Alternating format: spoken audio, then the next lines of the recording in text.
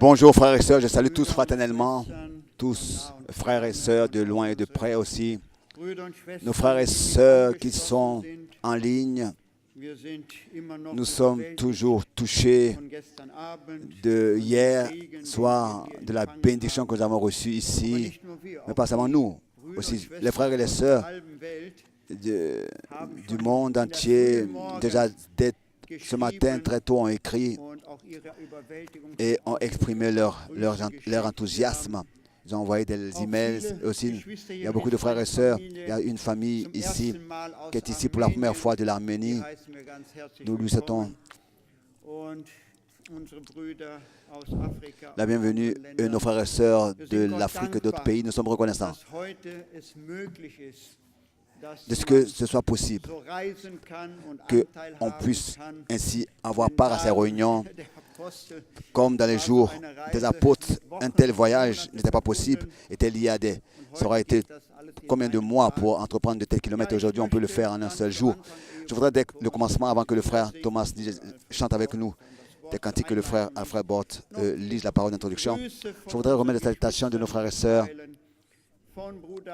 du frère Manassé de Haïti, du frère Philémon de Pretoria, du frère Mbamba de l'Australie, du frère Paul Nyagi de Nairobi, du frère Joseph de la République du Congo, du frère Joël de Lima, le frère Manga de l'Italie, le frère Goma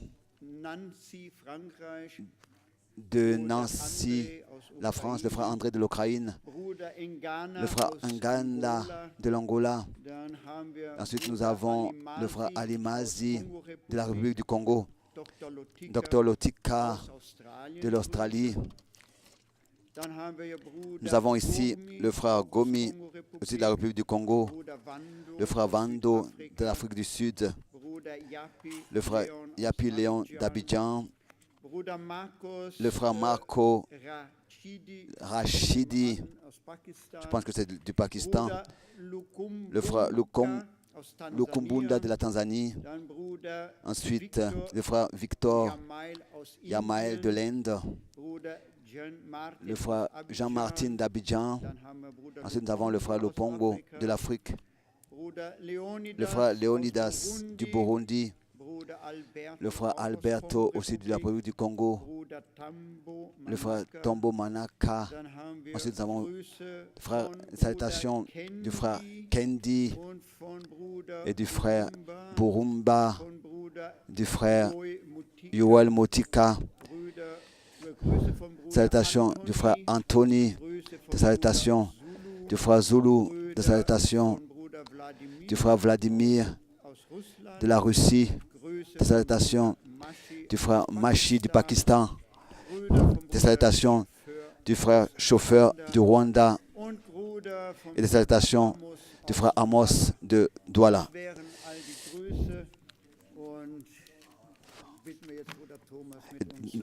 Nous demandons à notre frère Thomas de chanter les cantiques avec nous.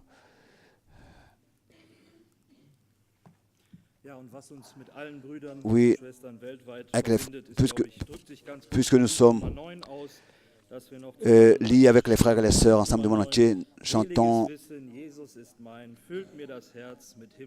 puisque nous sommes liés avec les frères.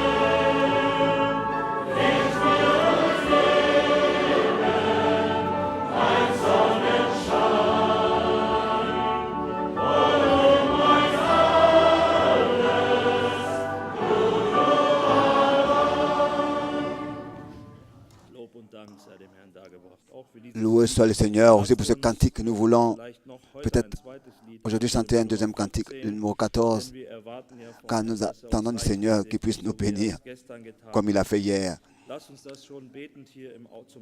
Nous voulons le chanter dans la prière, le numéro 14. Pluie de bénédiction, le numéro 14.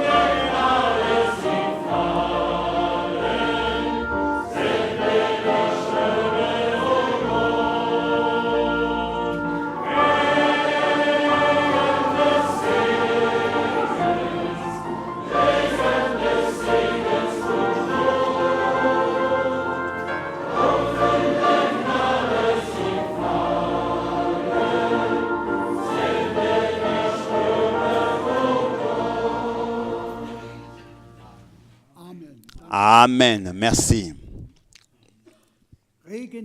Pluie de bénédiction, qu'elle puisse tomber.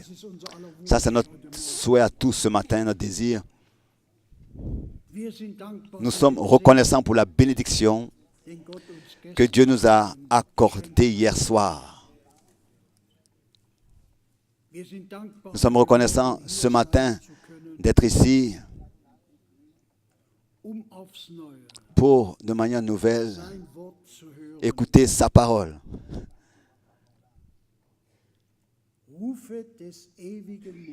Dit la bouche éternelle, les temps de rafraîchissement confirment ta parole. Oui, hier nous l'avons lu et entendu que nous sommes enfants de la promesse. Enfants selon Isaac. Enfants de la promesse. Et les promesses nous appartiennent. Nous sommes déterminés à ce qu'elles s'accomplissent à nous. Nous croyons que chaque promesse de Dieu sont oui et amen. À la gloire de Dieu. Si le Seigneur peut accomplir ses promesses en toi, par cela son nom est glorifié. Et c'est pour cette raison que nous sommes ici ce matin. Que le Seigneur puisse nous atteindre tous, parler à nos cœurs. Et tout ce dont nous avons besoin. Le Seigneur te connaît, me connaît, il nous connaît. Et nous faisons confiance qu'il nous accorde ce dont nous avons besoin. Je lis une parole comme introduction, une parole connue dans l'évangile de Luc, le chapitre 10. Luc, chapitre 10, à partir du verset 21.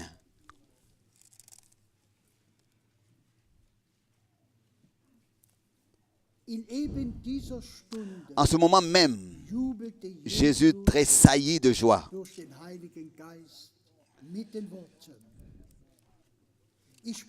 par le Saint-Esprit. Et il dit, je te loue, Père, Seigneur du ciel et de la terre, de ce que tu as caché ces choses aux sages et aux intelligents, et de ce que tu les as révélées aux enfants. Oui, Père, je te loue de ce que tu l'as voulu ainsi. Toutes choses m'ont été données par mon Père. Et personne ne connaît qui est le Fils, si ce n'est le Père. Ni qui est le Père, si ce n'est le Fils. Et celui à qui le Fils veut le révéler. Est-ce que le Seigneur nous l'a révélé?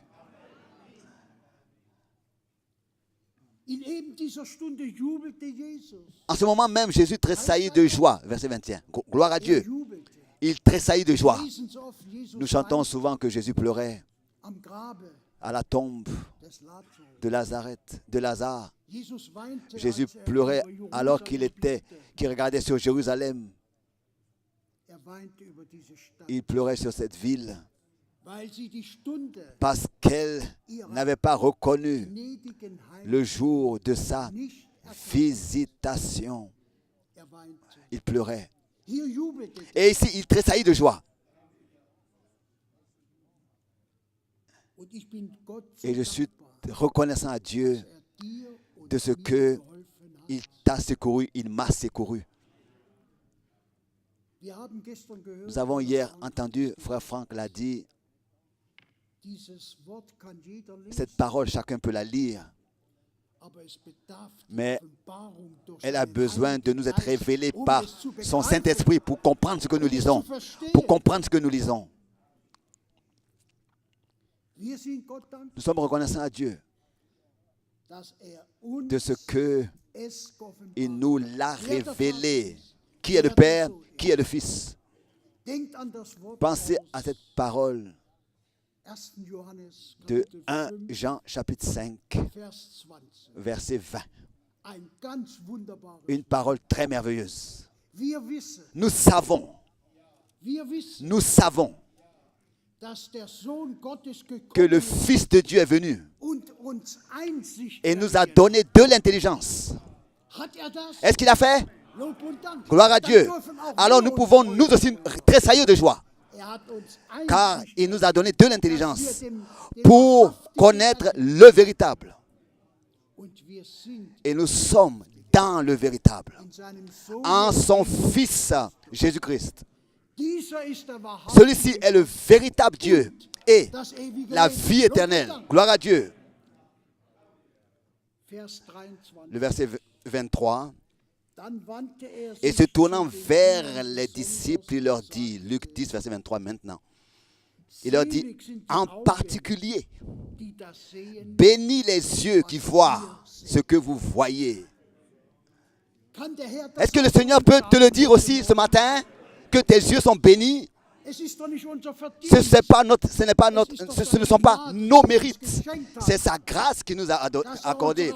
De ce qu'il a ouvert nos yeux, ouvert nos oreilles, ouvert nos cœurs pour le dernier message qu'il a envoyé dans nos jours, bien mes frères et sœurs. Ça, c'est l'œuvre de Dieu en toi et en moi. Bénis sont les yeux qui voient ce que vous voyez. Gloire à Dieu.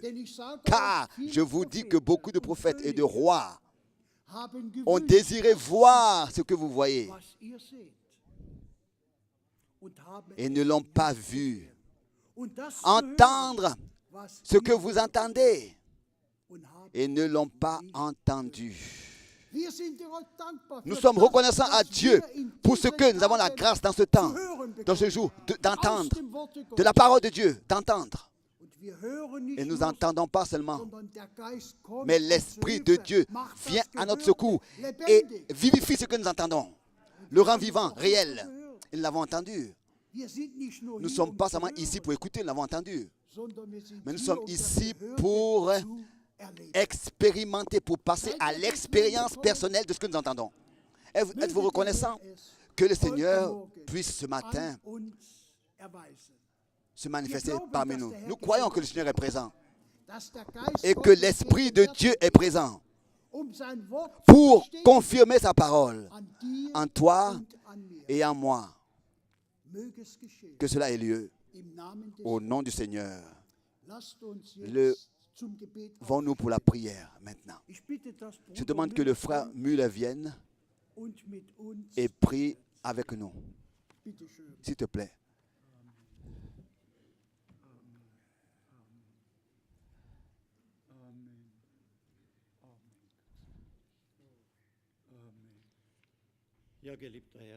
Oui, bien-aimé Seigneur, nous te sommes de tout notre cœur tant reconnaissants pour ton conseil du salut que tu as planifié avant la fondation du monde. Mais nous sommes tellement reconnaissants de ce que tu nous as introduit dans ce plan. Et je te demande que cela soit révélé à ton peuple pour la gloire de ton nom et pour ton honneur. Seigneur, tu es le même hier, aujourd'hui et le même éternellement. Nous regardons dans la confiance à toi, Seigneur. Comme déjà mentionné, tu nous as bénis hier et tu le feras encore aujourd'hui. Oh Dieu, tu veilles sur ta parole pour l'accomplir. Reçois la louange, l'adoration. Et je te demande, bénis notre frère, fortifie-le. Oh Dieu, je te reçois de nous la reconnaissance car tu as dit, celui qui vous écoute m'écoute. Que son nom soit loué. Et nous voulons t'écouter. À toi soit la louange, l'adoration dans le saint nom de Jésus-Christ. Amen.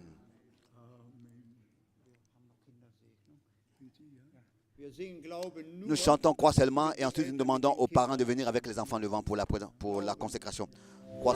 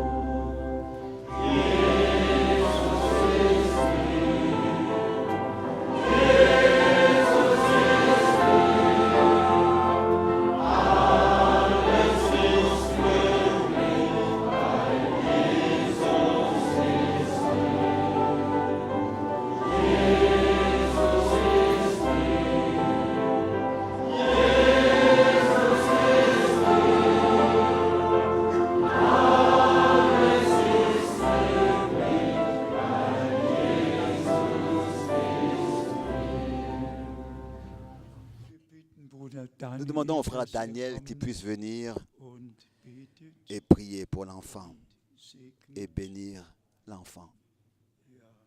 Oui.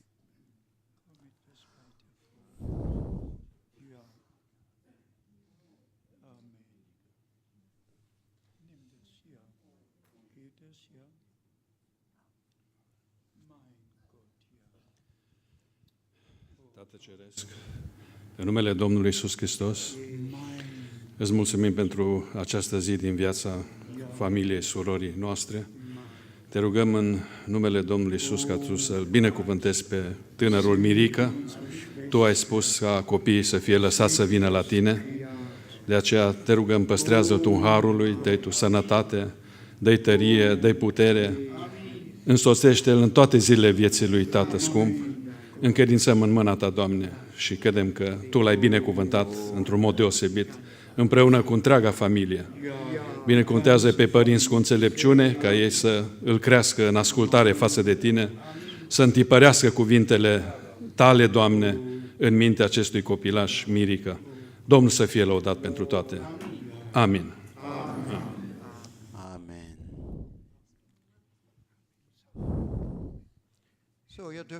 Vous pouvez vous asseoir de nouveau.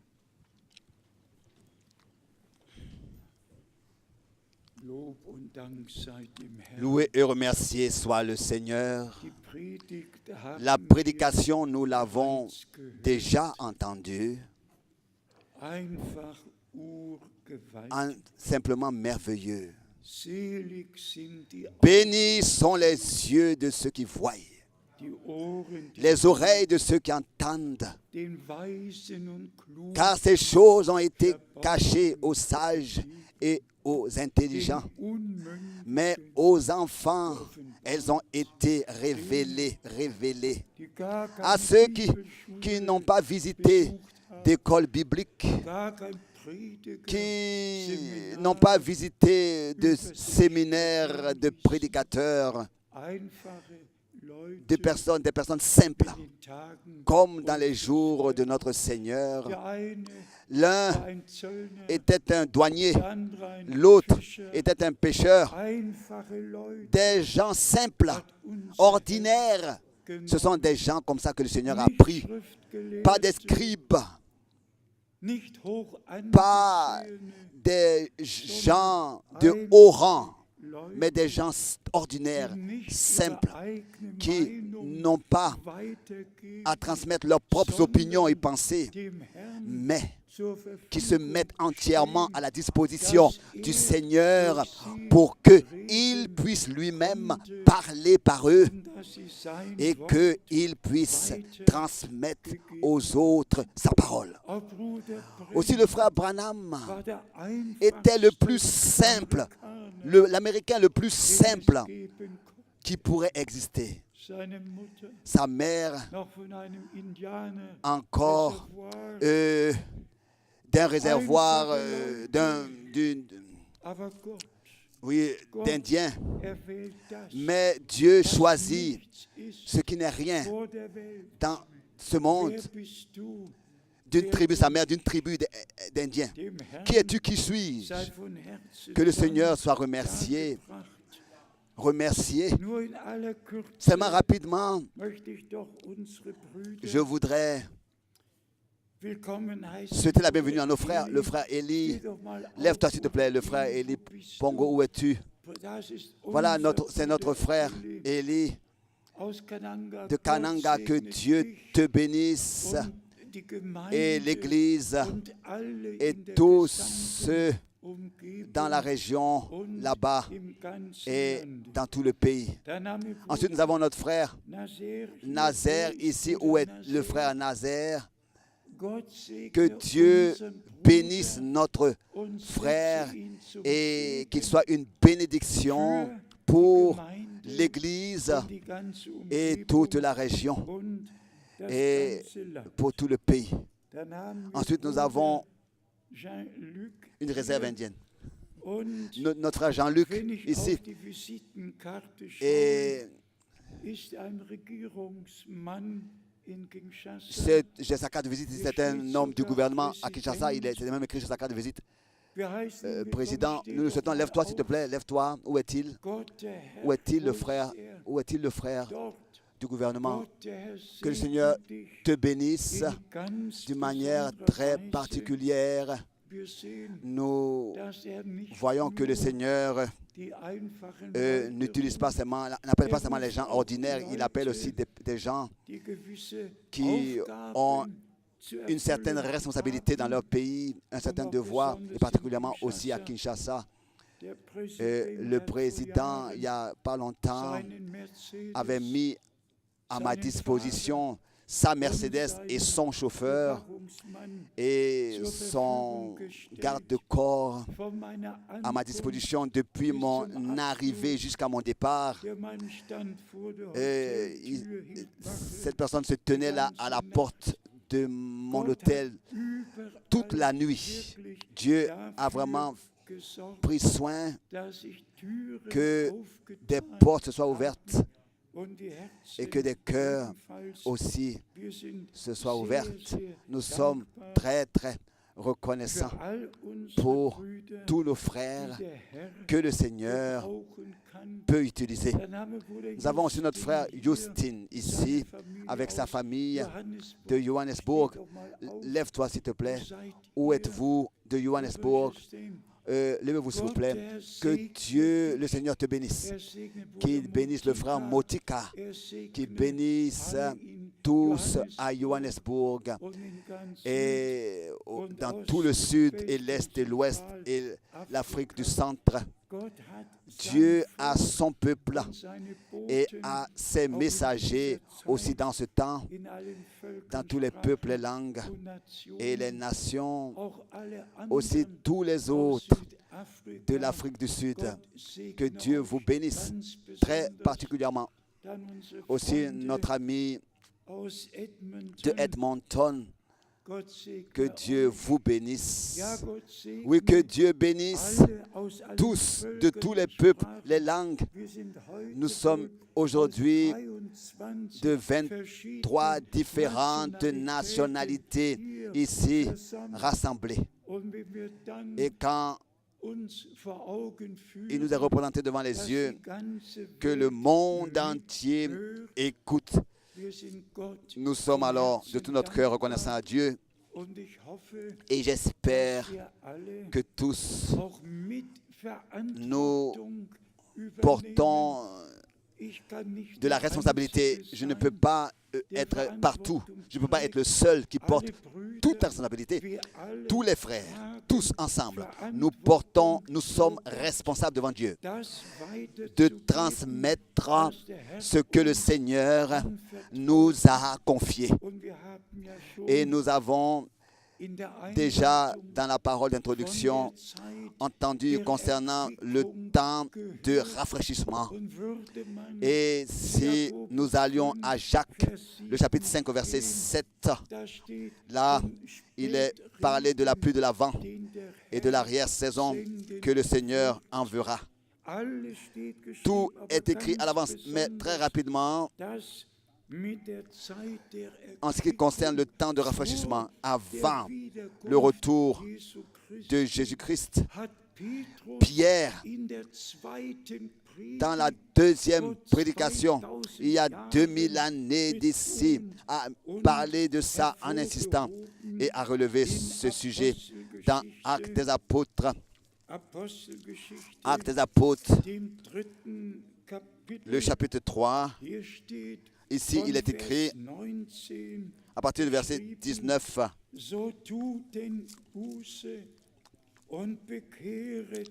Répentez-vous donc et convertissez-vous. » Actes des Apôtres 3, verset 19. « Répentez-vous donc et convertissez-vous pour que vos péchés soient effacés. » Sans repentance, sans conversion, pas de pardon. Repentance, conversion, pardon des péchés. Ces trois-là vont ensemble. D'abord la repentance. Heureux celui dont ses péchés sont pardonnés. Et comme il est écrit ici, au verset 20, afin que des temps de rafraîchissement viennent de la part du Seigneur, et qu'il envoie celui qui vous a été destiné, Jésus-Christ. Il ne peut pas avant cela l'envoyer. Il ne peut pas revenir avant cela. Notre Seigneur ne peut pas revenir avant cela. D'abord, il faut que le temps de rafraîchissement vienne. Le temps de l'appel à sortir, de la séparation et de la préparation ait lieu. Comme ici, cela est écrit.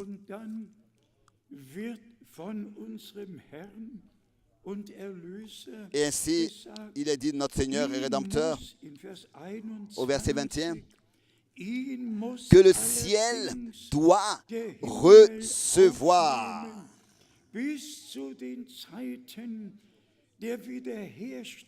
jusqu'au temps du rétablissement de toutes choses dont Dieu a parlé anciennement par la bouche de ses saints prophètes d'autrefois. Est-ce que vous pouvez encore rester assis tranquillement après une telle parole? En écoutant de telles paroles, vous pouvez être tranquille. Dans la deuxième prédication, il y a 2000 ans d'ici, sous la directe inspiration du Saint-Esprit, en relation avec notre Seigneur, qui avait promis, je vais vous préparer une demeure et je reviendrai vous prendre auprès de moi.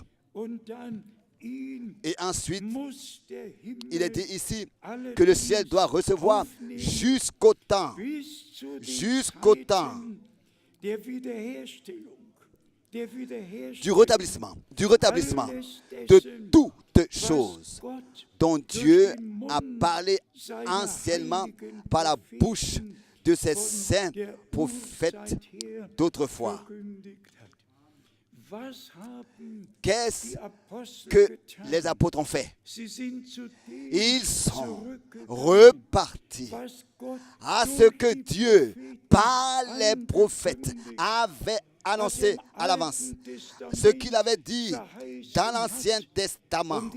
Et les prophètes sondaient quelle serait l'époque dans laquelle toutes ces choses qui leur avaient été révélées s'accompliraient.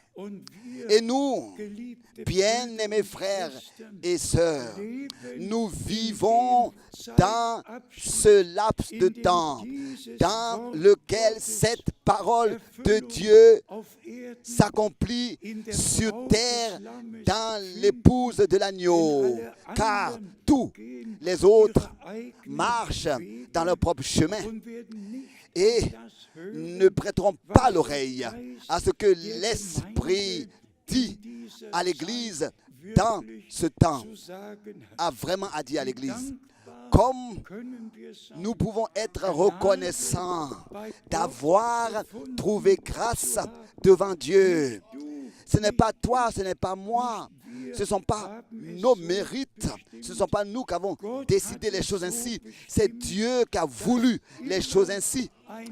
Qu'il y ait toujours un reste. Car dans Romains 11, il est écrit que dans son entièreté, Israël n'a pas reconnu de quoi il s'agissait. Mais la partie élue du peuple d'Israël l'a reconnu et l'a accepté. Et par la grâce de Dieu, l'a expérimenté. Et Paul a continué à écrire aussi dans notre temps. Il y a un reste, Romains 11. Et nous pouvons simplement, devant nos yeux, le voir confirmer que nous nageons contre le courant. Nous ne courons pas dans la même direction que toute la foule. Nous ne nageons pas avec eux. Mais nous avons trouvé grâce à prendre notre décision pour le Seigneur, car il a pris décision pour nous avant même la fondation du monde. Sa décision a été prise pour nous. Et aussi certain que l'agneau de Dieu était déterminé à mourir pour nous avant même la fondation du monde et ainsi nous accorder la rédemption et le pardon. C'est aussi certain que nos noms ont été inscrits avant même la fondation du monde dans le livre de l'agneau immolé, avant même la fondation du monde. Et c'est pour cette raison, bien-aimés frères et sœurs, que nous estimons la grâce que Dieu nous a donnée au-dessus de tout. Il s'agit vraiment maintenant de notre préparation pour le retour de Jésus-Christ. Et cela est écrit dans Matthieu, le chapitre 5, au verset 8. Là, il est écrit la promesse pour nous. Pardon, Matthieu 5. Bénis sont ceux qui ont le cœur pur, car ils verront Dieu. C'est de ça qu'il s'agit. Matthieu 5, verset 8. C'est de ça qu'il s'agit.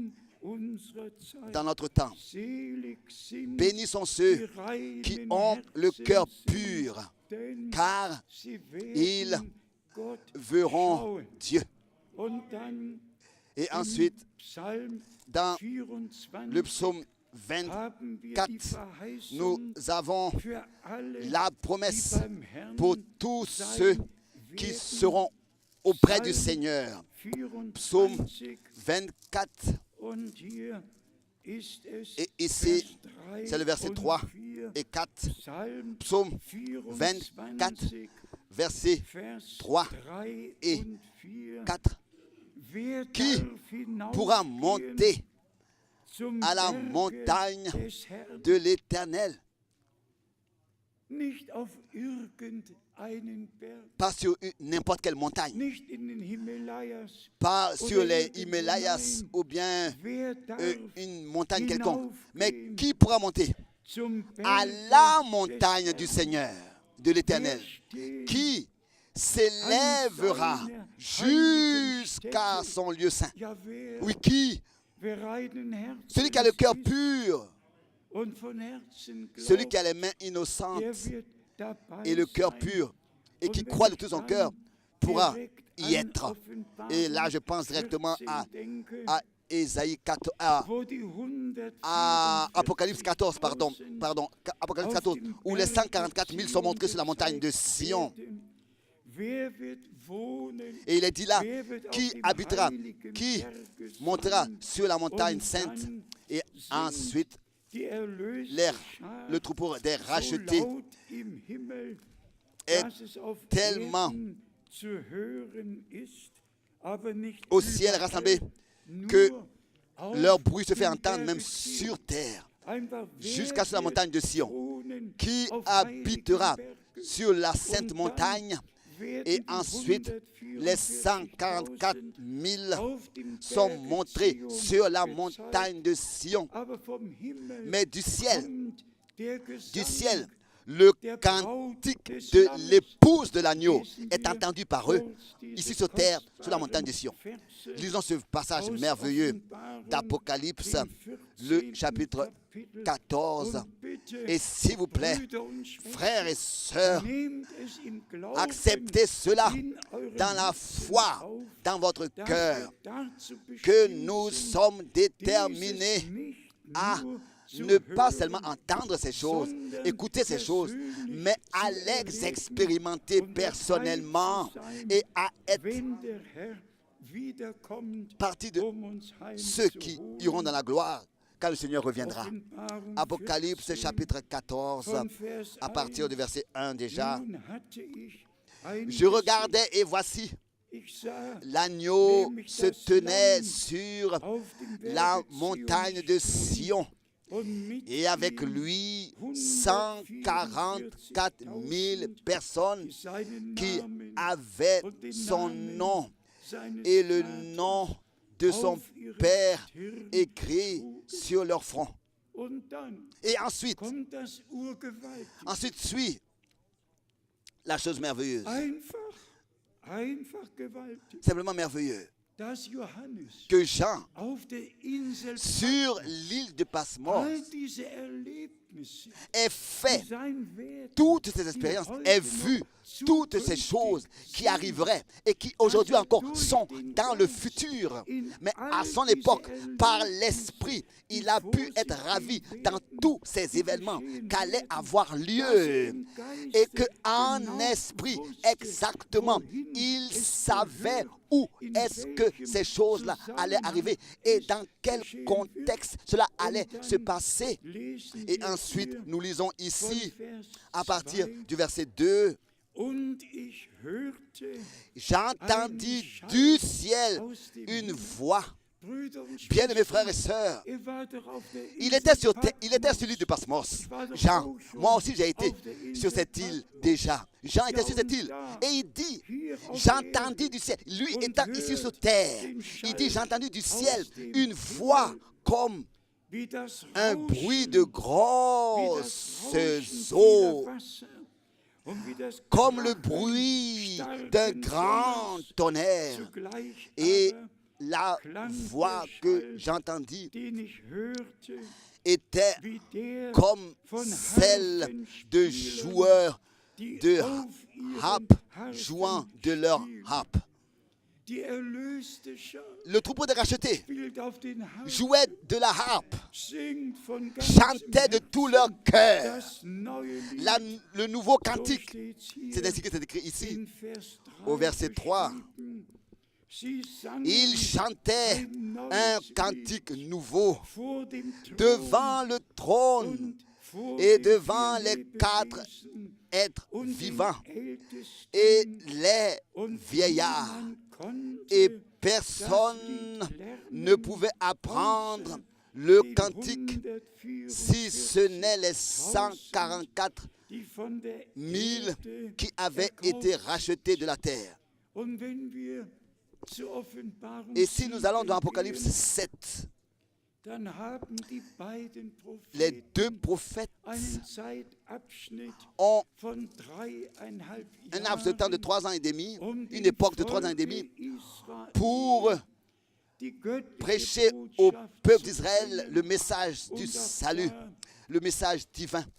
Dans Apocalypse chapitre 7, et peut-être que là, il soit dit que si des frères prennent des citations de frère Branham, qui parfois parlent de 7 ans, et ensuite d'autres citations où il parle de 3 ans et demi, et qu'ensuite il est dit, avant l'ouverture des sceaux, il a parlé de 7 ans.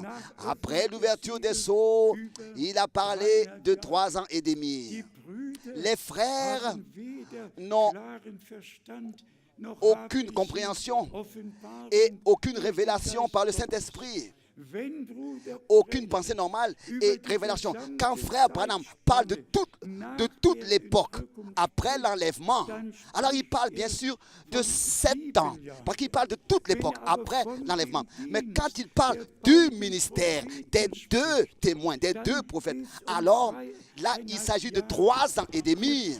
Nous avons besoin tous seulement de dispenser correctement la parole de Dieu et de la mettre à sa place, c'est-à-dire tel que frère Branham l'a dit, mais dans le contexte biblique tel qu'il a voulu le dire.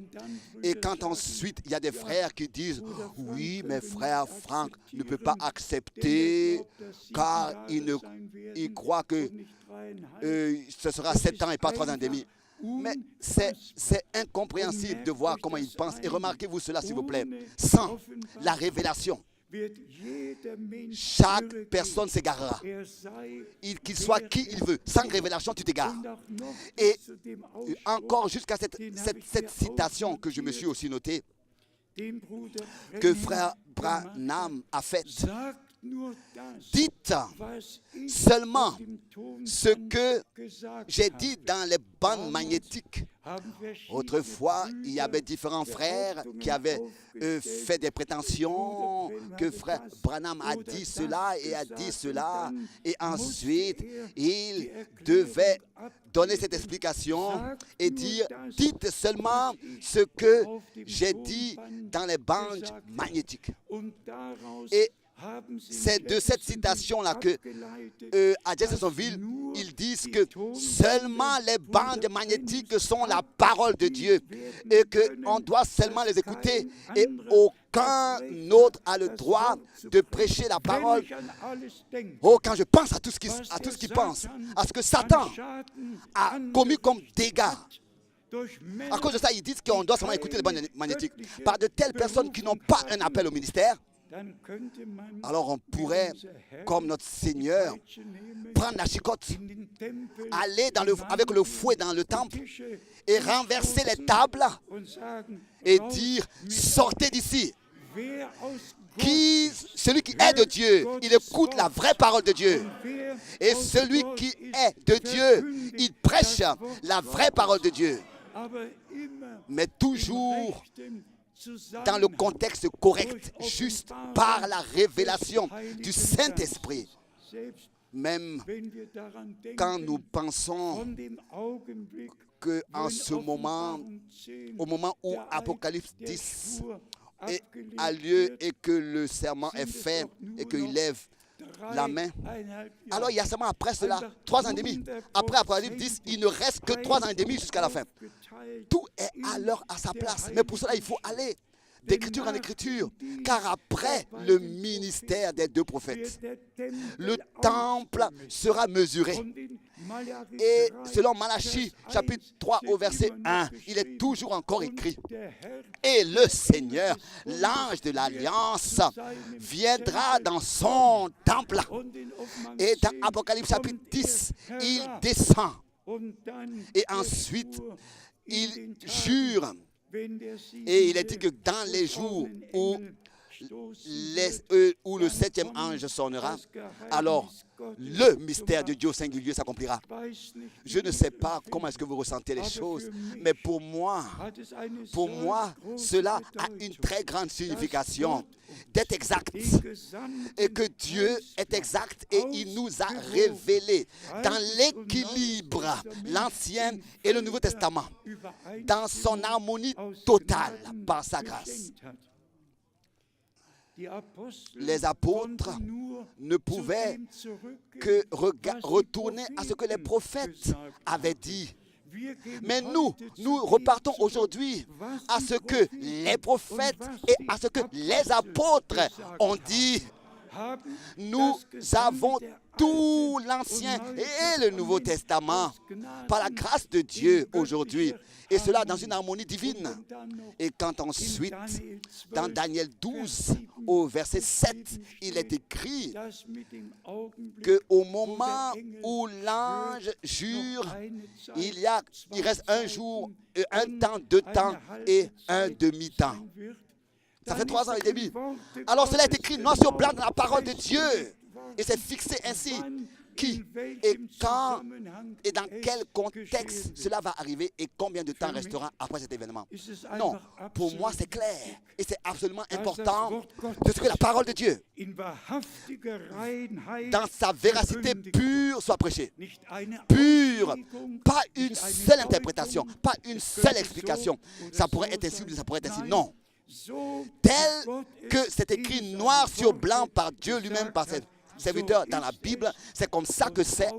Et Paul pouvait dire à Timothée, sois un travailleur qui prêche la parole de la vérité et la dispense justement correctement. Et il n'a pas besoin de rougir, de prêcher, de dispenser correctement la parole.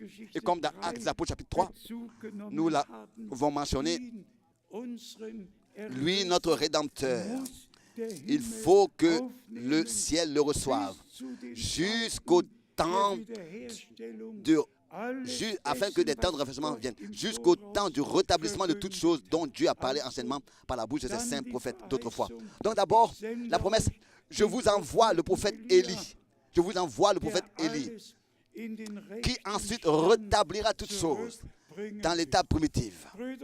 Bien-aimés frères et sœurs, et ensuite notre Seigneur l'a encore dit dans Matthieu 17 et dans Marc 9, verset 21, que Élie viendra premièrement et rétablira toutes choses. Qu'à Dieu le Seigneur soit apporté la reconnaissance. William Branham n'a pas été envoyé pour fonder une nouvelle religion ou bien une profession de foi. Il a été envoyé pour nous ramener au fondement antique, au fondement original des apôtres, des prophètes. Et comme dans les jours d'Élie, oui, qu'est-ce qui s'était passé autrefois? Il y a eu aussi 3 ans et demi qui s'étaient passés où il n'y avait pas eu de pluie. 3 ans et demi. Mais qu'est-ce qui était la chose principale? Il a été dit que la farine ne diminuera pas et l'huile dans la cruche ne diminuera pas. Il y avait assez pour survivre. Les deux, la farine pour faire du pain et l'huile appartenait à la farine. Qu'est-ce qui se passe aujourd'hui? Dieu nous a accordé la grâce, car l'homme ne vit pas de pain seulement, mais de toute parole. Et les vierges sages ont de l'huile dans leur cruche avec elles. Elles peuvent alimenter leur lampe. Et chaque réunion est une possibilité d'alimenter ta lampe, de recevoir la plénitude de l'Esprit. Et celui qui est de Dieu, il écoute les paroles de Dieu. Ici, il y a encore quelque chose de très particulier qui arrive dans Apocalypse chapitre 14. Il est écrit ici, à partir du verset 4, faisant mention des 144 000. Ce sont ceux qui ne se sont pas souillés avec des femmes, car ils sont vierges. Ils sont vierges et purs. Vous savez, déjà dans l'Ancien Testament, Dieu avait désigné Israël comme sa femme. Il avait appelé sa femme qui lui a été infidèle et est allée à des amants. Et dans le Nouveau Testament, c'est l'Église. Et ici, nous voyons les 144 000. Elles ne se sont pas jointes à aucune, elles ne se sont pas jointes à une dénomination. Elles ont attendu jusqu'à que leur temps arrive et leur temps viendra. Et ensuite, ils seront scellés du Saint-Esprit et sont montrés ici, sur la montagne de Sion, avec l'agneau. Et nous aussi, frères et sœurs, nous devons être vierges, chastes, purs, sans. Nous n'avons pas le droit d'être touchés de tout ce qui vient des dénominations et des hommes. Nous devons être sans reproche par la grâce de Dieu devant le Seigneur. Apparaître ainsi devant lui. Et ensuite suit cette expression ici, particulièrement au verset 5. Et dans leur bouche, il ne s'est point trouvé de mensonge, car ils sont irréprochables. Donc, ils sont irréprochables. Qu'est-ce que nous avons entendu hier? Il n'y a pas de mensonge qui a son origine dans la vérité. Et le Saint-Esprit est l'Esprit de la vérité qui nous conduit dans toute la vérité. Et ils sont irréprochables, sans faute. Pourquoi? Parce qu'ils ont suivi l'agneau. C'est écrit au verset 4. L'agneau a versé son sang pour eux. Voici l'agneau de Dieu qui ôte le péché du monde. Comment est-ce que tu pourras apparaître devant le Seigneur? Comment est-ce que je pourrai apparaître devant le Seigneur?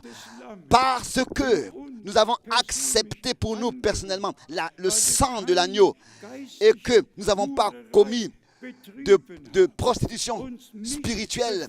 Nous ne sommes pas souillés avec des enseignements étrangers à la Bible, mais nous sommes restés dans l'enseignement de Dieu, dans la parole de Dieu, et avons été sanctifiés par l'Esprit de Dieu, dans la parole de la vérité. Et ainsi, nous appartenons au Seigneur et nous le rencontrerons dans les airs en tant qu'une vierge, sans tache, sans ride, irréprochable, lavée dans le sang de l'agneau, purifiée et sanctifiée dans la parole de la vérité. Pour moi, c'est quelque chose de merveilleux.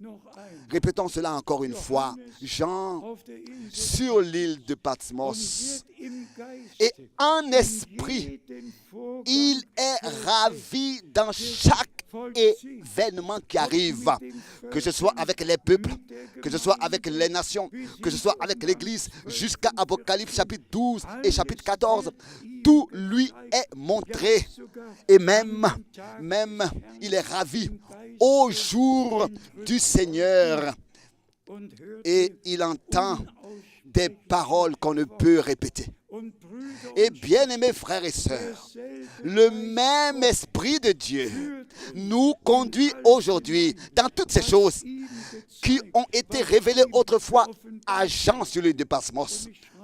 Et je suis en train d'écrire encore une fois, alors que frère Branham, en 1963, avait parlé des 7 sceaux, n'est-ce pas? Il n'y a rien de ce qu'il a parlé qui s'est accompli en 63. Frère Branham a répété et il a introduit ce qui a été révélé à Jean sur l'île de Patmos, pour que nous ayons toute une vue d'ensemble et que nous puissions voir et ordonner les choses à leur place dans la Bible. En 1963, il n'y avait pas eu une demi-heure de silence au ciel. En 1963, le Seigneur n'a pas quitté le trône de la grâce, n'est pas descendu en 1963. Et le temps de la grâce ne s'est pas non plus terminé en 1963, comme cela est prétendu. Non, nous sommes encore dans le temps de la grâce, dans le jour favorable. Mais répétons cela encore une fois. Frère Branham a été ravi en esprit dans ce qui avait été montré à Jean sur l'île de Patmos en 63. Et c'est ainsi qu'il a ordonné tout exactement. Il a transmis, dispensé correctement. Et nous sommes reconnaissants à Dieu pour l'introduction dans la révélation de tout le dessein du salut de notre Dieu. Car qui jamais auparavant sur terre, de cette manière, avait été révélé.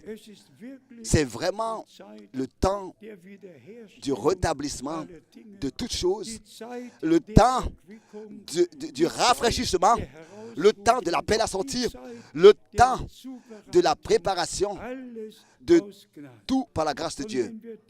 Et quand ensuite,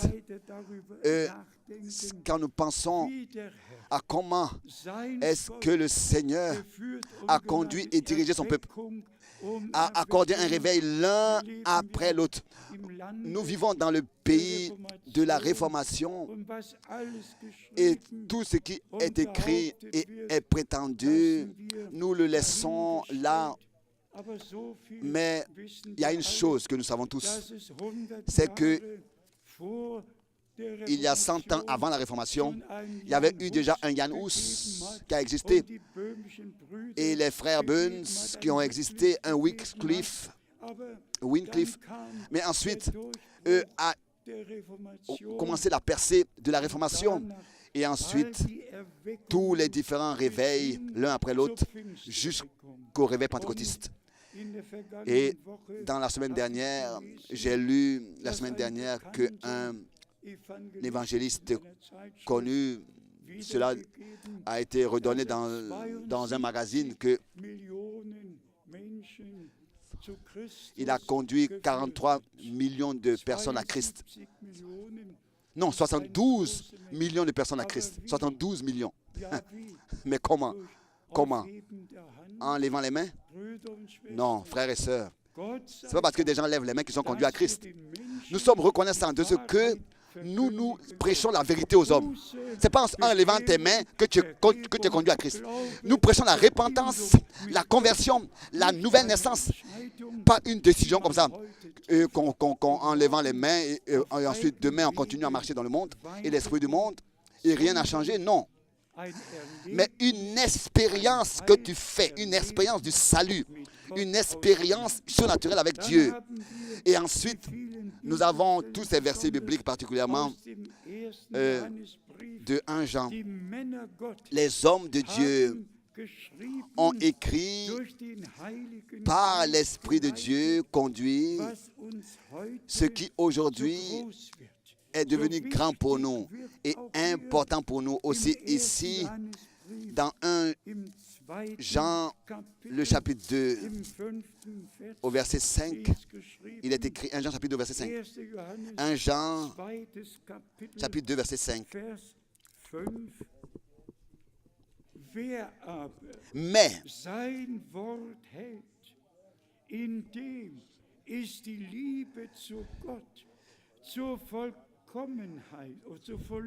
Mais l'amour de Dieu est véritablement parfait en celui qui garde sa parole. Je relis encore. Mais l'amour de Dieu est véritablement parfait en celui qui garde sa parole. Garde sa parole.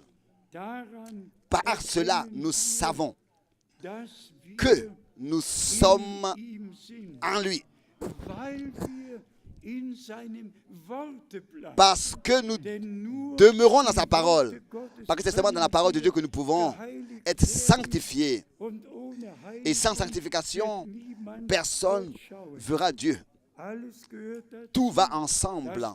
Le sang de l'agneau, la parole et l'esprit.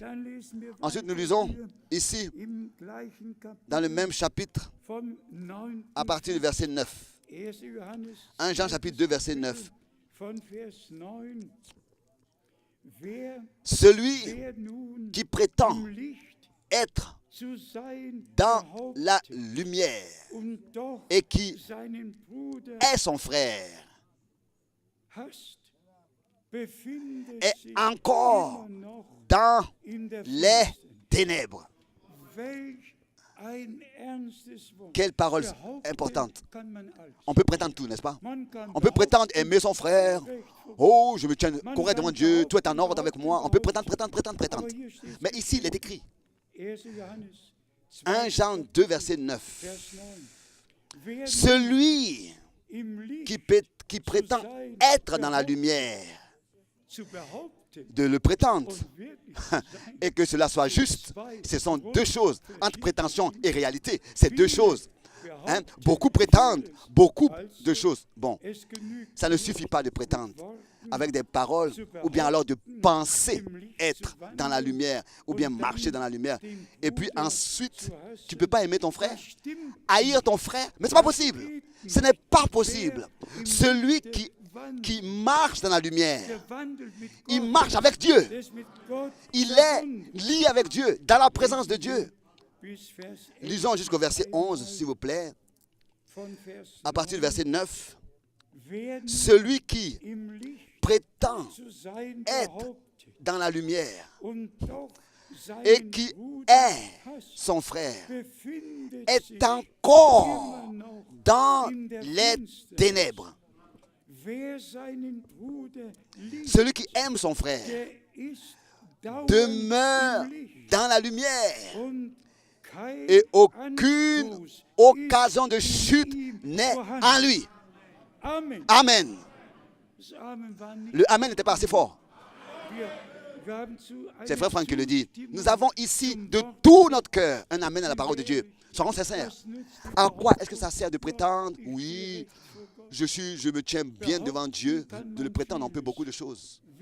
Ce qui est important, c'est la réalité. Les actes qu'on pose. Qu'est-ce que notre vie, qu'est-ce qui est manifesté par notre vie? Et ensuite au verset 11, mais celui qui est son frère est dans les ténèbres. Il marche dans les ténèbres. Donc il ne suit pas le Seigneur. Et il ne sait pas où il va. De telles personnes ne savent pas où ils vont. Ils pensent, ils ne savent même pas où ils vont. Ils sont aveuglés. Ils sont aveuglés. Ils ne savent pas où ils vont. Parce que les ténèbres ont aveuglé ses yeux. Bien, les frères et sœurs, quand nous pensons à tous ces versets bibliques qui à 100% sont clairs et accordent la lumière et la vérité devant nous, pour que personne se trompe, se séduise lui-même. Nous ne pouvons pas tromper les autres de toutes les manières, nous ne pouvons pas. Chacun se trompe lui-même, comme dit l'apôtre Jacques, quand il prétend des choses qui ne sont pas réelles, telles qu'elles devraient être.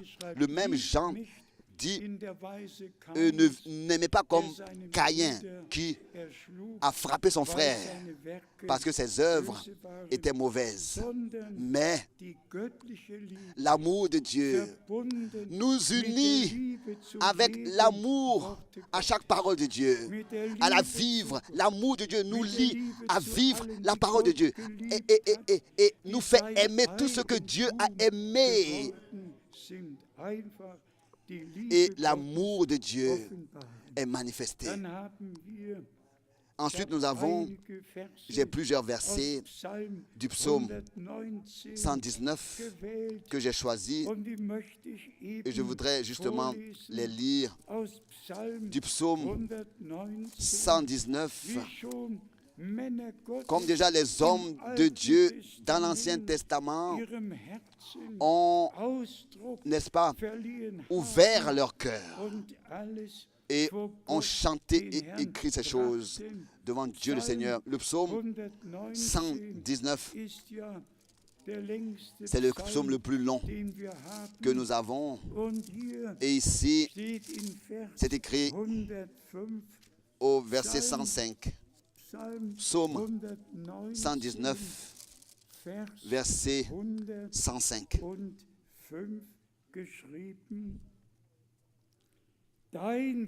Ta parole est une lampe à mes pieds et une lumière sur mon sentier.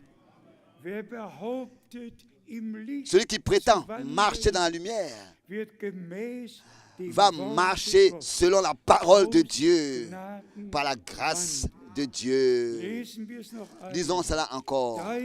Ta parole est une lampe à mes pieds et une lumière sur mon sentier. Alors nous lisons encore ici au verset 110. Des méchants me tentent des pièges, mais je ne m'égare pas loin de tes ordonnances. Je ne m'égare pas loin de tes ordonnances. Sans considérer ce qui vient sur nous, ce qui nous arrive, nous ne nous égarerons point de tes voies. Le verset 111. Tes préceptes, en allemand, tes témoignages sont pour toujours mon héritage. Tes témoignages, les témoignages qui sont dans la parole de Dieu sont pour toujours notre héritage, héritier de Dieu et co-héritier de Christ, par la grâce de Dieu, sans considérer les épreuves, les difficultés par lesquelles nous avons à passer. Ensuite, nous continuons au verset 126, dans le psaume 119, verset 126.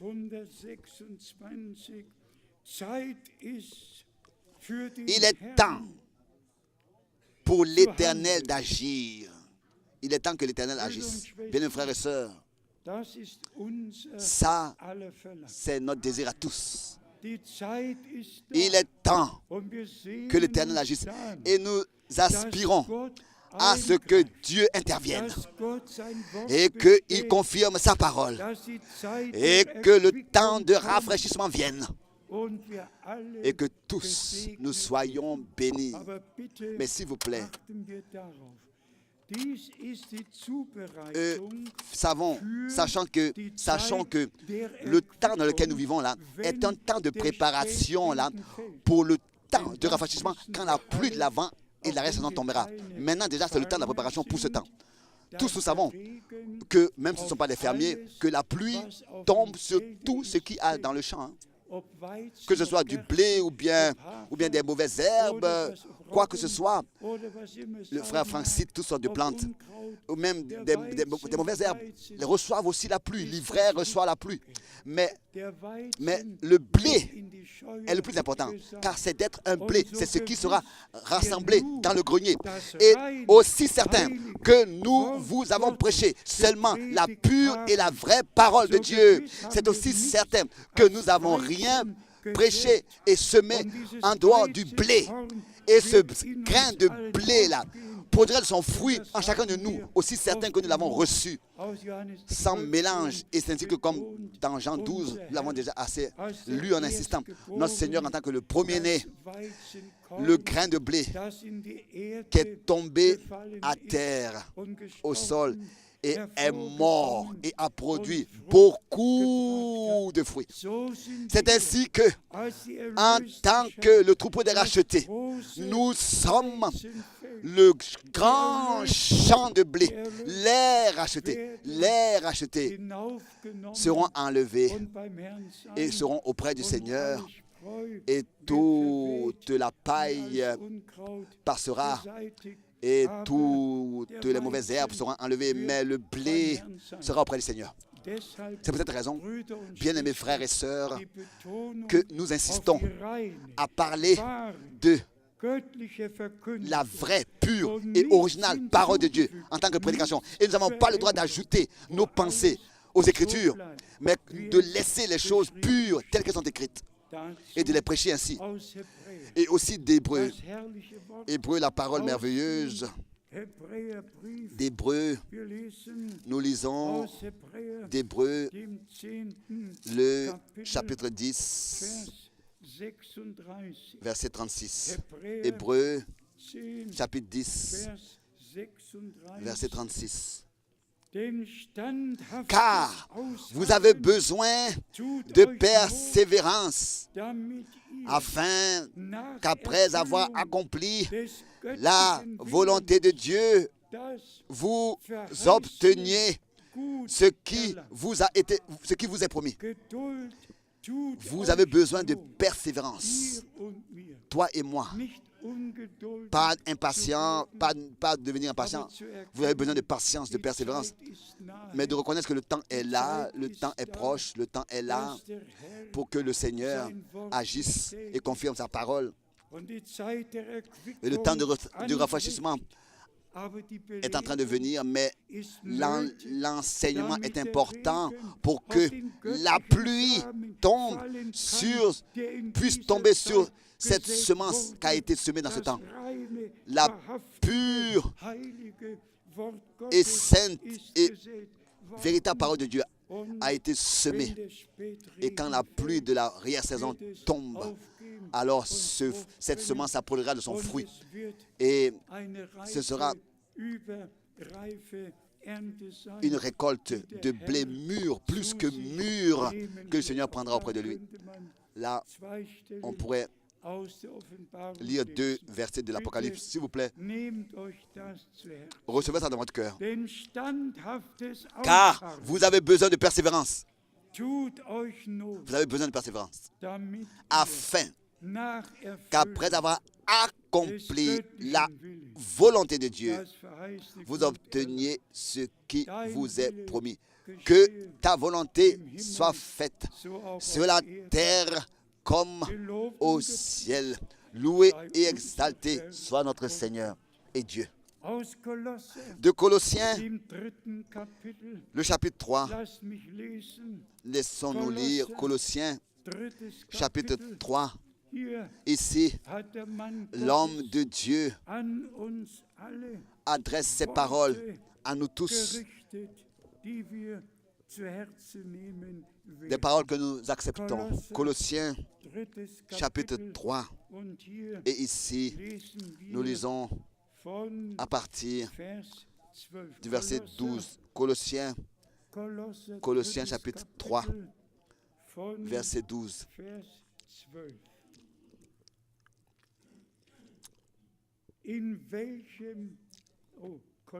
Colossiens chapitre 3, verset 12. Colossiens chapitre 3, verset 12. Oui, au Seigneur soit la reconnaissance. Colossiens chapitre 3, verset 12. Ainsi donc, comme des élus de Dieu, saints et bien-aimés, revêtez-vous de sentiments de compassion, de bonté, d'humilité, de douceur, de patience. Ainsi donc, comme des élus de Dieu, ça ne suffit pas de parler de l'élection, Ici, il nous est dit, voilà ce que produit l'élection. Ici, il nous est dit ce que les élus doivent faire, ce que ceux qui ont été prédestinés doivent faire. Saints et bien-aimés, revêtez-vous des sentiments de compassion. Bien-aimés, élus de Dieu, saints, donc sanctifiés dans la parole de la vérité, et bien-aimés de Dieu, revêtez-vous de sentiments de compassion, de bonté, d'humilité, de douceur et de patience. Alléluia. Dans le verset 13, nous lisons « Supportez-vous les uns les autres et si l'un a sujet de se plaindre de l'autre, pardonnez-vous réciproquement. De même que Christ vous a pardonné, pardonnez-vous aussi. » Amen. Ça, ce sont les élus qui le font. Les élus le font. Les élus savent que Dieu ne nous a imputé aucune faute et que toutes nos fautes et péchés ont été placés sur l'agneau de Dieu et qu'il a été frappé pour nous et il a été rendu péché pour nous pour que en lui nous ayons la justice de Dieu. Et ici, il est écrit, supportez-vous les uns les autres. Et si l'un a sujet de se plaindre de l'autre, si l'un a sujet de se plaindre de l'autre, de faire un reproche à l'autre, pardonnez-vous réciproquement, de même que Christ vous a pardonné. Pardonnez-vous aussi. Faites-le. Faites-le. Pardonnez-vous. Et tu verras que tu seras béni. Et comme le Seigneur de nous n'impute rien du tout, ne nous fait aucun reproche. C'est écrit dans Jacques. Est-ce que le Seigneur te fait un reproche? Et il te fait un reproche? Non. La lettre de condamnation est anéantie. Sur la croix à Golgotha, le pardon, la réconciliation, la grâce et le salut ont eu lieu. Et nous vivons toujours encore dans les jours du salut. S'il vous plaît, acceptons cela, aussi de telles exhortations, acceptons cela de tout notre cœur. Ensuite, ça continue. Mais, au verset 14, mais, par-dessus toutes ces choses, revêtez-vous de l'amour, qui est le lien de la perfection, par-dessus toutes ces choses. Et que la paix de Christ à laquelle vous avez été appelés pour former un seul corps règne dans vos cœurs, à laquelle vous avez été appelés. Nous avons été appelés à ce que la paix de Christ règne dans nos cœurs en tant qu'un seul corps. Et soyez reconnaissants. Et soyez reconnaissants. en tant que corps du Seigneur, pour former un seul corps, plusieurs membres, mais un seul corps. Et nous devons être reconnaissants d'avoir été appelés pour cela. Vivre dans l'amour avec Dieu et dans l'amour les uns avec les autres.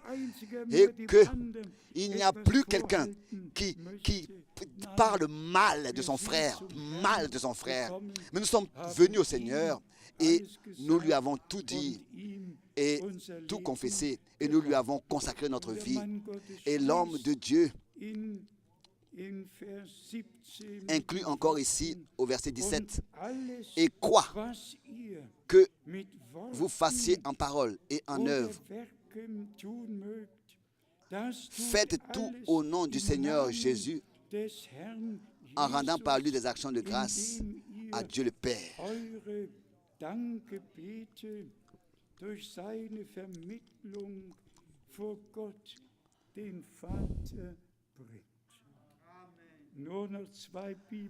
Encore quelques versets bibliques dans l'Épître aux Éphésiens. C'est vraiment merveilleux de voir de quelle manière Dieu a conduit les apôtres, a pu conduire les apôtres à nous écrire toutes ces choses, nous dire toutes ces choses que nous devons savoir aujourd'hui, pour nous préparer, pour attirer notre attention à notre préparation, à savoir comment nous devons marcher avec Dieu, comment est la marche avec Dieu pour être enlevé. Ici dans Éphésiens, le chapitre 4, nous lisons les paroles connues. Éphésiens, le chapitre 4, à partir du verset 22. Par rapport à votre vie passée, vous dépouillez du vieil homme qui se corrompt par les convoitises trompeuses. À vous dépouiller. Nous ne pouvons pas revêtir le nouvel homme sur le vieil homme. Ce n'est pas possible.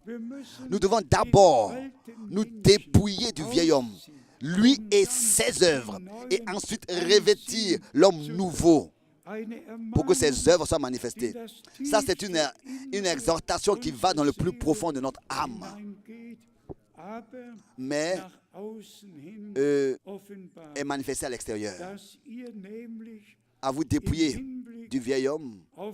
Donc à la fin du verset 21, ensuite du verset 22, par rapport à votre vie passée, du vieil homme qui se corrompt par les convoitises trompeuses.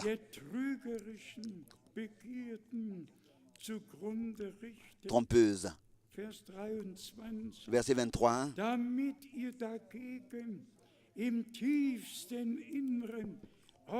À être renouvelé dans l'esprit de votre intelligence et à revêtir l'homme nouveau. 2 fois le mot devoir en allemand. Devoir. Vous devez. Dans Jean 3, notre Seigneur aussi a dit, vous devez naître de nouveau. Et ici, 2 fois, il est dit, vous devez vous dépouiller et vous devez revêtir. Sinon, vous ne pouvez pas voir le royaume de Dieu. Et ici, vous devez vous dépouiller du vieil homme en allemand. Vous devez. Et encore, vous devez revêtir l'homme nouveau, créé selon Dieu dans une justice et une sainteté que produit la vérité. C'est ainsi que nous l'avons lu. Et encore une fois, le verset 24. Et à revêtir l'homme nouveau, créé selon Dieu dans une justice et une sainteté que produit la vérité, que produit la vérité. C'est ainsi que l'homme de Dieu, que l'homme, le nouveau est. Voilà sa nature. Voilà comment est-ce qu'il est. Et à chaque fois, cela nous touche le cœur. Un bain dans la parole de Dieu est nécessaire pour être lavé de toute souillure, être purifié. Nous ne pouvons pas venir avec des vieilles doctrines il faut que tout devienne nouveau. Le vieil homme doit nous avoir quitté. La vieille religion, les vieilles interprétations, les vieux enseignements que nous avions dans notre église. Nous devons laisser tout ça là-bas. Et tout doit être nouveau. Et ici, dans Éphésiens, le chapitre 5, ces paroles merveilleuses suivent le verset 26, Éphésiens 5, verset 26 et 27. Éphésiens 5, verset 26 et 27. Concernant l'Église, afin de la sanctifier en la purifiant et en la lavant par l'eau de la parole. Sans sanctification, personne ne verra le Seigneur. Et l'Église, afin de la sanctifier, mais pas sans un bain dans la parole, mais par le bain dans la parole, la sanctifier. La parole de Dieu est importante dans ce temps. La prédication de la parole est importante afin de la sanctifier en la purifiant et en la lavant par l'eau de la parole. Sanctifier par l'eau de la parole pour faire paraître devant lui cette église glorieuse, l'eau de la parole, pour faire paraître devant lui cette église glorieuse, sans tache, ni ride, ni rien de semblable, mais sainte et irréprochable. Le troupeau racheté par le sang peut que être sanctifiée quand elle est lavée par l'eau de la parole. Seulement comme ça. Et seulement celui qui a le cœur pur verra Dieu. Et ensuite, au verset 27, que nous avons déjà tous connu par cœur, il est écrit ici, pour faire paraître, pas autrement. Et ainsi, pour faire paraître, pas autrement, devant lui, cette église glorieuse, sanctifiée, purifiée, et ainsi, en la lavant par l'eau de la parole, pour faire paraître devant lui cette église glorieuse. Donc, on ne peut pas apparaître devant lui autrement, sans tache ni ride et ni rien de semblable, mais sainte et irréprochable, par l'eau de la parole. Ni ride, ni rien de semblable, mais sainte et irréprochable.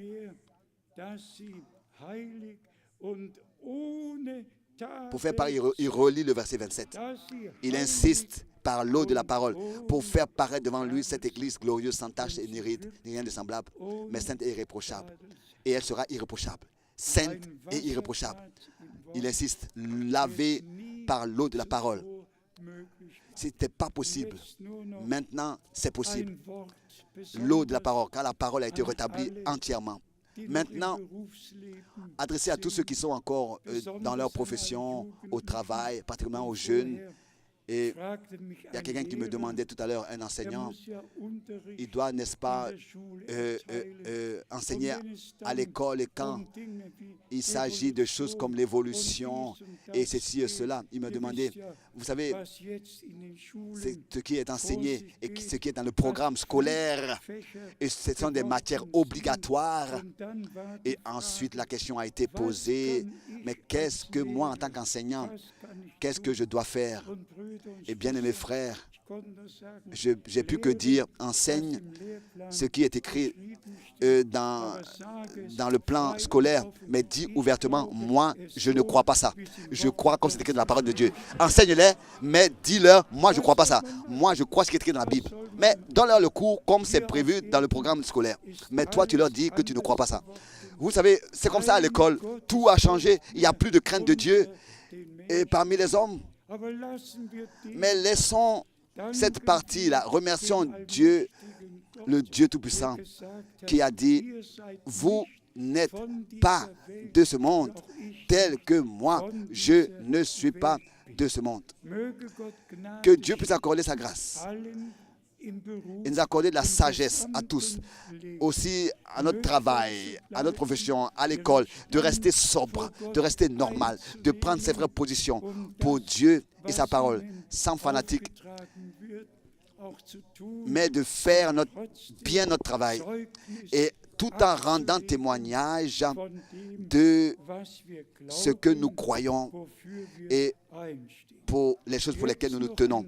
Encore une parole adressée à tous ceux qui sont là pour la première fois et qui ne sont pas encore baptisés bibliquement.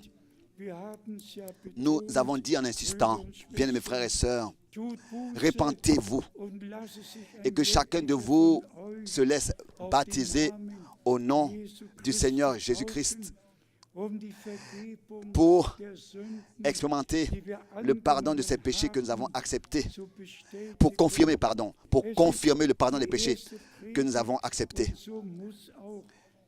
Et ça a été la première prédication et ça doit être aussi la dernière. Si vous vous êtes repenti et que vous avez consacré votre vie vraiment au Seigneur et que vous avez abandonné le chemin large et que vous êtes passé par la porte étroite et que vous avez consacré votre vie au Seigneur et que vous avez expérimenté et pris pour vous personnellement l'œuvre accomplie de la rédemption, alors s'accomplit Marc 16, verset 16. Celui qui croit et qui se laisse baptiser sera sauvé. Que Dieu puisse bénir tous ceux qui ont pris leur décision pour lui, le Seigneur. Et après cette réunion, ce sera possible de se baptiser. Répétons encore une fois, Dieu le Seigneur soit remercié pour le temps dans lequel nous vivons, pour la parole révélée. Elle est ordonnée de manière merveilleuse, ordonnée comme jamais auparavant. Et avant que le temps de rafraîchissement vienne et avant que le Seigneur revienne, il faut que tout soit rétabli dans l'état primitif, dans ta vie, dans ma vie, dans notre vie, dans l'Église. Tout à l'état primitif doit être apporté pour que l'Église soit lavée dans le sang de l'agneau, soit sanctifiée dans l'eau de la parole, sanctifiée dans l'eau de la parole, dans l'eau de la parole, trouvée dans la parfaite volonté de Dieu, dans la parfaite parole de Dieu, par la grâce de Dieu. Et le lien de l'amour divin est le lien de la perfection. Et c'est ainsi que Dieu puisse accorder sa grâce, qu'aujourd'hui, nous puissions tous venir au Seigneur et nous humilier devant lui, nous prosterner devant lui et confesser, bien-aimé Seigneur, tout n'est pas encore comme ça devrait être dans ma vie, mais accorde ta grâce. Et les deux doivent, et les deux devoirs, nous devons le considérer. En allemand, vous devez vous dépouiller du vieil homme, vous devez revêtir le nouvel homme. C'est un devoir, comme dans Jean 3. Que Dieu le Seigneur nous bénisse. Vous devez naître de nouveau. Et que Dieu nous accorde sa grâce. Et nous sommes reconnaissants au Seigneur d'avoir reconnu l'envoi de son messager, le prophète. Que Dieu soit remercié qui nous a conduits dans la vérité par son esprit, qui nous conduit dans toute la vérité par son esprit. À lui soit l'honneur, la gloire et l'adoration pour cette sainte parole merveilleuse. Et comme tout à l'heure je le disais, nous avons l'Ancien et le Nouveau Testament, ce que Dieu a dit par les prophètes et les apôtres. Tout cet enseignement et toutes les promesses, tout est ici dans un seul livre écrit. Et on n'a pas le droit d'ajouter quelque chose et de retrancher non plus quelque chose. Et tous, nous avons un oui et un amen à chaque parole de Dieu. Loué et exalté soit le Seigneur, notre Dieu, maintenant et dans toute éternité. Amen. Nous devons nous lever. Chantons aujourd'hui ce chœur tout nouveau. Tout nouveau. Le sang de l'agneau nous purifie.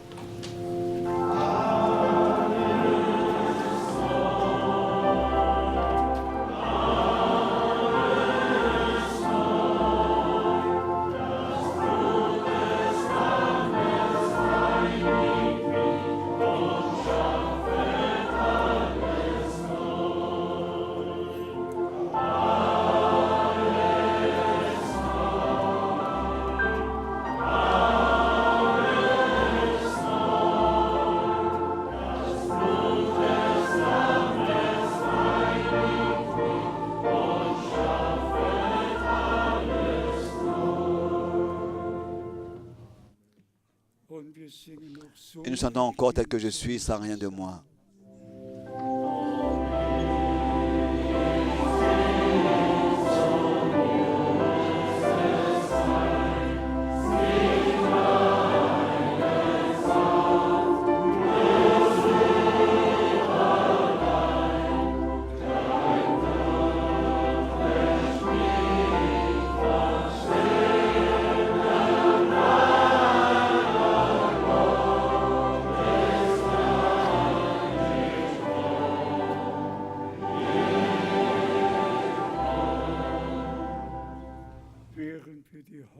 Pendant que nous courbons les têtes dans la prière et que dans la foi, nous regardons au trône de la grâce, sachant que le sang de la nouvelle alliance est toujours encore dans le lieu très saint, sur l'arche de l'alliance. Nous savons que nous avons trouvé grâce auprès de Dieu et nous avons entendu sa parole, cru, reçu, et elle nous a été révélée.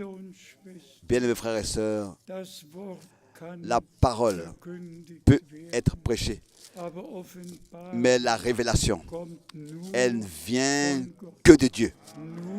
Que de Dieu. Et avant de recevoir la parole de Dieu révélée, il faut qu'on puisse la croire de tout son cœur. La foi est l'accès à Dieu. Abraham croyait Dieu. Et nous croyons Dieu. Nous croyons chaque promesse, chaque parole de Dieu. Aujourd'hui,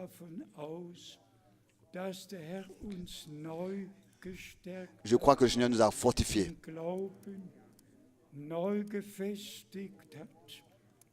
Et nous a fortifiés. Et le Seigneur attend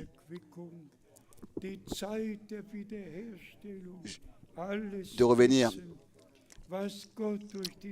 Avant cela, il faut que le temps de rafraîchissement et de rétablissement vienne. Que tout soit rétabli et que le temps de rafraîchissement vienne. Ce temps que les prophètes et les apôtres ont annoncé. Et cela a lieu devant nos yeux. Le dernier message a atteint les extrémités de la terre. Le dernier appel retentit et les derniers sont appelés. Et comme dans la parole d'introduction, nous l'avons lu, bénis sont nos yeux parce qu'ils voient, nos yeux, nos oreilles parce qu'ils entendent, et nos cœurs parce qu'ils croient. Bien-aimés frères, remerciez le Seigneur, notre Dieu, pour la grâce qu'il nous a accordée. Dans ce temps où il y a tant de voix pieuses, que nous puissions entendre la voix de Dieu, la parole de Dieu, et puissions nous référer à elle. Si vous entendez sa voix, n'endurcissez pas vos cœurs. Nous avons, dans sa parole, entendu sa voix. Il nous a parlé et sa parole en nous tous produira l'effet pour lequel elle a été envoyée. Comme première chose, je voudrais demander qui veut être introduit dans cette prière. Que le Seigneur nous accorde tous la bonne compréhension pour les Écritures, la bonne compréhension pour notre marche avec Dieu et aussi les relations les uns avec les autres, que Dieu là aussi reçoive ce qui lui revient de plein droit et que la paix de Dieu règne dans nos cœurs et dans nos pensées en Jésus-Christ, notre Seigneur. que devant Dieu le Seigneur, nous soyons sans tache, sans ride et irréprochables. Seigneur, purifie mes lèvres, sanctifie mon cœur, sanctifie mes lèvres, sanctifie mes pensées. Nous voulons tous maintenant prier, prier, prier et apparaître devant Dieu le Seigneur. Oh Seigneur, donnons-nous quelques moments pour la prière commune, que chacun ouvre son cœur et ouvre sa bouche. Et je demande que le frère Schmidt puisse venir et prier avec nous tous. Priez tous. Remerciez le Seigneur. Oh mon Dieu. Père au ciel, à toi nous regardons. Nous te remercions de ce que tu nous as fait grâce, comme nous l'avons entendu. Ô grand Dieu, de ne pas nager avec la masse. Ô mon Seigneur Jésus-Christ,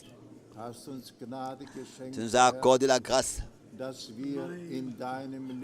que nous marchons dans la lumière et nous voyons la lumière. Nous te remercions, ô Dieu, de ce que nous pouvons regarder à toi et te demander, bénir chacun individuellement qui est ici présent, chacun individuellement qui écoute ou bien qui voit dans le monde entier. Ô grand Dieu, nous venons ensemble devant ta face et te disons merci de ce que toi, le seul vrai Dieu, le seul éternel, le seul présent, toi qui, Seigneur, remplis le monde entier de ta gloire, qui est partout présent, béni, ô mon Dieu.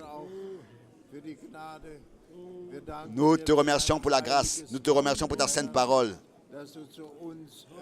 que tu parles avec nous aujourd'hui encore et que tu nous appelles à marcher dans ta sainteté et ta pureté et que ta parole est pour nous une lumière. Nous te demandons encore une fois, bénis tous, petits et grands, vieux et jeunes, à toi soit la gloire et la reconnaissance. Amen.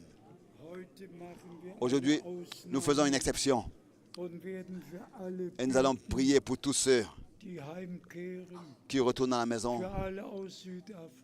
pour tous ceux de l'Afrique du Sud, du Canada, et particulièrement pour nos frères qui sont dans le ministère, qui prêchent sa parole. Venez devant le frère Ellis et toute la famille, la sœur et tous de l'Afrique du Sud. Le frère Justin vient aussi. Venez, nous voulons vous remettre à la grâce du Seigneur. Les frères dans le ministère, nous les avons ici cités de leur nom. Venez aussi pour que nous puissions prier pour vous et vous remettre à la grâce de Dieu. C'est simplement merveilleux de ce que du monde entier les gens viennent pour écouter la parole, et particulièrement des frères qui prêchent la parole. Que le Seigneur bénisse. Qui veut encore venir, venez. Au Seigneur, notre Dieu, soit la reconnaissance. Notre bien-aimé frère, Ellis, regarde ici. Que Dieu le Seigneur te bénisse, toi et toute ta famille. Que Dieu vous bénisse tous. À Edmonton et dans tout le Canada. Que Dieu vous bénisse, bien-aimés frères. Chacun à sa place, là où le Seigneur l'a placé.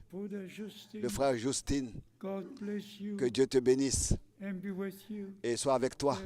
Que le Seigneur te bénisse, qu'il bénisse tous dans toute l'Afrique, particulièrement aussi Johannesburg, Pretoria, la Porte Elizabeth, Cape Town, partout où ce soit, partout, nous avons la parole que nous avons pu prêcher.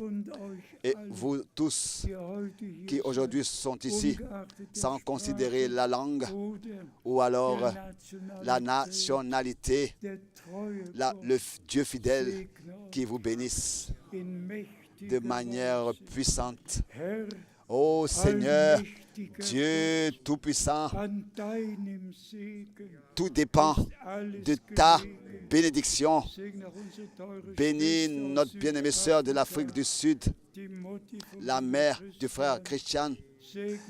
Bénis tous à Cape Town, particulièrement le frère Bruce et le frère Daniel, oui, tous les frères qui se tiennent à ta disposition et qui prêchent ta parole. Bénis toute l'Europe, dans tous les pays voisins, et bénis particulièrement en Italie. Et bénis notre bien-aimé frère Étienne Genton. Bénis par ta grâce. Bénis aussi tous de l'Iran, de la Turquie, de partout, de tous les peuples, les langues et les nations. Je te demande, bien-aimé Seigneur, que la parole ne revienne jamais sans effet, mais qu'elle produise toujours l'effet pour lequel elle exécute ce que tu veux dans notre vie et dans tout le futur, qu'elle produise les choses pour lesquelles tu l'as envoyé. Oh Seigneur, accorde à chacun ta grâce de prier dans la foi, de venir devant toi dans la plénitude de la foi. Bien-aimé Seigneur, aide-moi à me dépouiller du vieil homme. Oh bien-aimé Seigneur, accorde-moi la force de revêtir le nouvel homme qui est créé selon la nature de Dieu, la sainteté et la véracité, la justice et la sainteté de Dieu. Oh bien-aimé Seigneur, ensemble nous louons la puissance de ton sang, de ta parole et de ton esprit. Et te demandons encore une fois, bénis dans tous les peuples, les langues, appellent les derniers à sortir pour que le nombre soit plein et que tout soit rétabli et que le temps de rafraîchissement vienne et que tu reviennes pour nous prendre auprès de toi. Oh bien-aimé Seigneur, nous te disons merci pour l'Ancien et le Nouveau Testament. Nous te disons merci de tout notre cœur pour le ministère de ton serviteur, le prophète.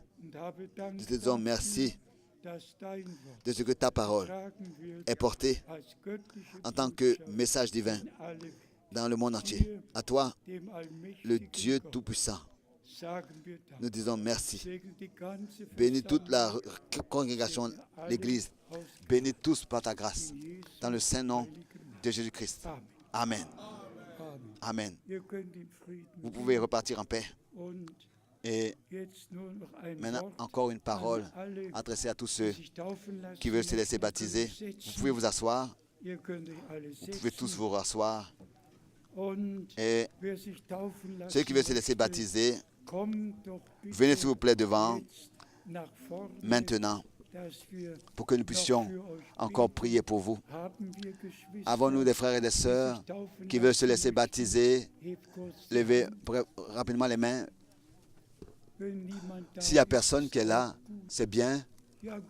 Ah oui, il y en a. Et que Dieu bénisse nos frères et sœurs de Grotno, très particulièrement. Que Dieu vous bénisse de Grotno. Que Dieu bénisse de tous les peuples et langues. Y a-t-il encore quelqu'un qui veut se laisser baptiser? Oui. Venez devant. Le baptême est possible. Et tous ceux qui veulent consacrer leur vie au Seigneur ont la possibilité de se laisser baptiser. Frère Helmut Miskis va encore dire quelques mots. Je voudrais demander à tous de penser à moi dans la prière. Mercredi, j'entreprends un long voyage avec l'aide de Dieu au fin fond de l'Est, Thaïlande, Burma, Cambodge, Vietnam, un petit voyage circulaire de 9 jours. Cela est planifié avec le frère Lukram ensemble pour prêcher la parole du Seigneur. Et nous allons avoir de grandes rencontres et conférences internationales, aussi des pays voisins. Les frères vont se rassembler pour écouter la parole de Dieu. Je suis devenu vieux, mais la parole du Seigneur est toujours la même. Que Dieu bénisse tous ceux qui traduisent, le frère et le frère Michael et tous les frères qui de loin viennent pour, et tous ceux qui sont ici. Maintenant, il est traduit simultanément en 16 langues et par la grâce de Dieu dans le monde entier, la parole est transmise. Que Dieu bénisse aussi nos frères et sœurs de la Bulgarie. Que Dieu bénisse. Et je voudrais inviter tous à Constanța. C'est en Roumanie. Dieu voulant, après mon retour du fin fond de l'Est, directement le week-end prochain, je serai à Constanța. C'est en Roumanie, directement à la mer Noire. Et je regarderai, vous savez, de regarder la mer Noire, ça fait du bien à tous. Avec le frère Schmidt, nous avions eu une belle vue sur la mer Noire de l'île de Krim à Varna en Bulgarie. Nous avons vu la mer Noire, c'était très beau. Et maintenant encore une vue de la mer Noire directement de Constanța. Qui des frères dans le service? Je pense particulièrement à nos frères suisses que j'aimerais bien aussi inviter et voir dans un autre pays. Les frères de la Suisse. Que Dieu, le Seigneur, vous bénisse et soit avec nous tous. S'il te plaît, frère, dis encore quelques mots. Nous sommes vraiment de tout notre cœur reconnaissants au Seigneur. Ce week-end était si puissant, bien mes frères et sœurs. Nous voulons repasser vraiment ces paroles dans nos cœurs et dans nos pensées, comme Marie l'a fait. Et vraiment, avec louange et reconnaissance, repartir à la maison. Maintenant, nous remettons des salutations à vous tous, partout où vous serez, et vous souhaitons un bon retour. Et maintenant, adressé à ceux qui vont se laisser baptiser, la question, vous avez consacré votre vie à Dieu, vous vous êtes repentis, vous avez accepté en tant que votre sauveur personnel le Seigneur Jésus-Christ. Et aujourd'hui, vous êtes ici pour rendre témoignage par le baptême que vraiment vous êtes mort avec Christ et qu'avec lui, vous voulez marcher en nouveauté de vie. Et comme nous l'avons entendu aujourd'hui, le vieil homme doit être dépouillé pour que le nouvel homme soit revêtu et que nous puissions marcher à l'image de Christ. Maintenant, nous voulons prier pour vous et demander la bénédiction de Dieu.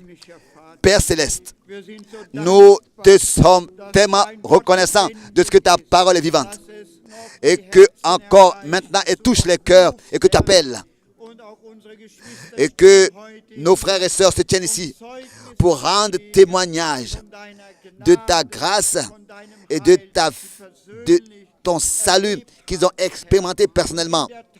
Et dans le baptême, ils sont ensevelis avec toi et ressuscitent avec toi pour marcher désormais en nouveauté de vie. Cela est ainsi symbolisé. Ainsi, Seigneur, bénis tous ceux qui sont maintenant là et qui dans le monde entier, écoutent ta parole et sont connectés. Bénis-nous et que ces paroles-là soient repassées dans nos cœurs et que nous ne soyons pas des oublieurs, des gens qui écoutent et qui oublient, mais qui la mettent en pratique. Oh Seigneur, fais grâce. Et je te demande particulièrement pour nos pour notre bien-aimé frère, ton serviteur. Sois avec lui à ce voyage missionnaire. Fortifie-le dans ton esprit, dans ton âme et dans son corps. Ouvre les cœurs et les portes et les oreilles et la compréhension pour les Écritures. Oui, appelle les derniers à sortir et bénis encore et achève ton œuvre et que le temps de rafraîchissement vienne. Seigneur, nous aspirons à être revêtus de la puissance d'en haut et que nous puissions tous ensemble nous tenir dans la prière, prier les uns pour les autres pour l'œuvre de Dieu dans la foi, aller de l'avant et combattre le bon combat de la foi. À toi, le Dieu Tout-Puissant, nous t'apportons la louange, la reconnaissance et l'honneur dans le puissant nom de notre Seigneur Jésus-Christ, Rédempteur et Sauveur. Alléluia. Loué soit le nom du Seigneur. Amen. Nous chantons encore Amen, Alléluia. Amen.